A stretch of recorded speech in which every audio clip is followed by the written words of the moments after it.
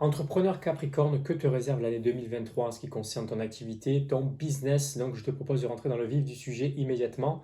En ce qui concerne les questionnements qui vont se présenter à toi en 2023, donc il y a deux arcanes qui ressortent, le roi de coupe, King of Cup, et le 3 de baguette magique, Three of Wands. Donc, ça va concerner essentiellement des questionnements au niveau de tes connaissances, de ton expérience, de ton expertise, mais aussi au niveau finalement de ta créativité, de ce qui t'inspire. Donc tu vas être un peu, tu vas avoir une forme de dilemme en toi entre le fait de continuer à miser sur ce que tu connais, ok, ou avancer, aller vers le nouveau et te montrer créatif et aller vers ce qui t'inspire. Donc c'est les questionnements, le dilemme de fond en fait qui va se présenter à toi, qui se présente à toi en 2023 et tu vas te demander tu vas attendre de 2023 qu'elle t'apporte des réponses en ce qui concerne le fait de te positionner. Est-ce que je dois persévérer dans ma quête de créativité ou est-ce que je dois finalement continuer à me reposer sur mes lauriers, ce qui a fonctionné jusqu'à présent et ce à quoi avec lequel je me sentais à l'aise émotionnellement. Voilà en ce qui concerne les réponses auxquelles tu vas t'attendre, enfin tu vas vouloir des réponses par rapport à ça en 2023.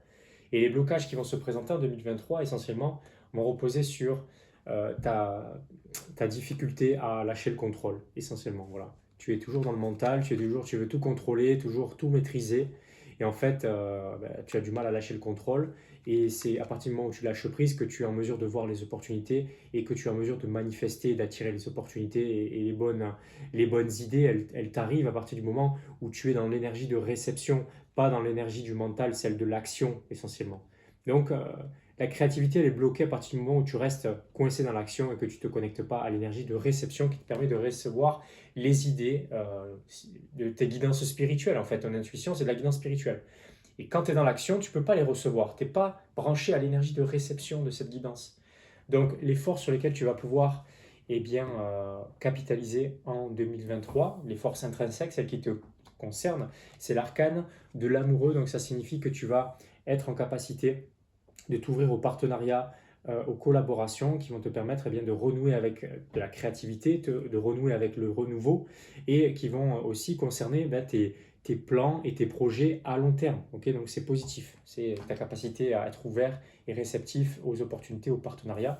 Et à l'extérieur, il y a aussi des choses qui vont t'aider forcément dans ton environnement, les circonstances extérieures, les supports des personnes qui vont t'aider pour avancer en 2023 et ça concerne c'est le 9 de baguette magique et en fait ton environnement il va te permettre d'avancer, de progresser, il y aura une forme de progression qui va se manifester au niveau de ton inspiration, donc ton entourage, euh, l'extérieur, l'environnement va te permettre de reconnecter à une forme de progression sur le plan de l'inspiration, retrouver l'inspiration si tu veux. En ce qui concerne le timing, c'est la carte du roi d'épée qui ressort et ça signifie que les choses que tu commences à planter aujourd'hui vont commencer à se manifester en automne. Donc c'est septembre, à partir du 21 septembre prochain.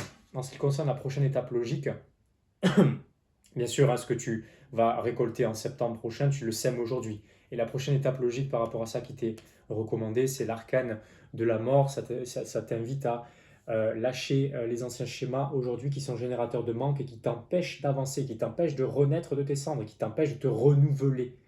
L'abondance dans ton activité, dans ton business se trouve dans le nouveau, pas dans l'ancien. Tu dois laisser mourir les anciennes choses qui ne servent pas ton business pour pouvoir repartir à neuf. Ensuite, l'approche globale en 2023 que tu devrais avoir, c'est le 7 d'épée. Donc, ça signifie que tu devrais te focaliser sur ton expérience tu devrais te focaliser sur ton expérience essentiellement sur le domaine logique cartésien au niveau de tes pensées pour pouvoir mettre en place des plans stratégiques, tactiques. Ça va reposer, la stratégie est essentiellement sur le plan concret cartésien et sur ton raisonnement logique. Ouais.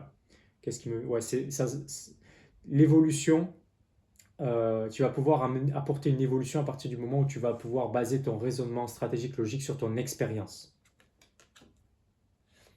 Donc fais appel à ton expérience pour pouvoir mettre en place des plans stratégiques pour ton business. Ensuite, en ce qui concerne les résultats à long terme, si tu acceptes de jouer le jeu en 2023 concernant ce qui t'est recommandé, c'est renouer avec ta capacité à long terme à passer à l'action et à avoir des résultats grâce à tes actions. Voilà. Donc des actions qui sont forcément inspirées, qui sont aussi backupées par ton raisonnement logique, stratégique, cartésien avec lequel tu te sens et tu vas te sentir de plus en plus aligné. Donc voilà ce qui ressort pour cette année 2023. Si ça t'a parlé, j'aimerais bien que tu m'expliques dans les commentaires ce qui a résonné en toi. Tu peux liker, partager la vidéo. Tu peux aussi notifier une personne de cette vidéo si ça pourrait avoir un impact pour cette personne-là. Tu peux t'abonner à ma chaîne si tu me découvres et tu peux accéder à des ressources dans les liens de la description de la vidéo. C'est mon livre Riche et spirituel qui est mon livre best-seller pour pouvoir comprendre tous ces concepts pour utiliser ta spiritualité pour matérialiser dans ton business. Tu peux aussi avoir accès à ta mission de vie d'entrepreneur dans les liens de la description de la vidéo. Voilà, c'est ce que je peux faire pour toi. En plus de cette vidéo, j'étais ravi de faire cette vidéo pour toi. C'était Grégory Vivas et je te dis à la prochaine vidéo.